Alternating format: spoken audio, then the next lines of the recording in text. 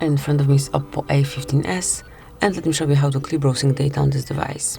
So first of all, just open the browser that you are using, tap on more icon, and select history then.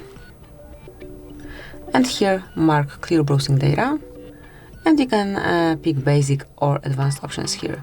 So under basic you can find browsing history, cookies and site data, and also cache images and files. And then under advanced you've got a few more, and these are saved passwords, out of inform data, and site settings. So just mark those that you would like to remove, and then pick the time range right here.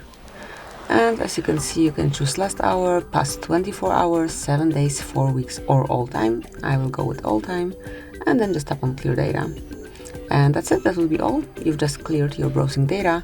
Thank you for watching. Please subscribe our channel and leave the thumbs up.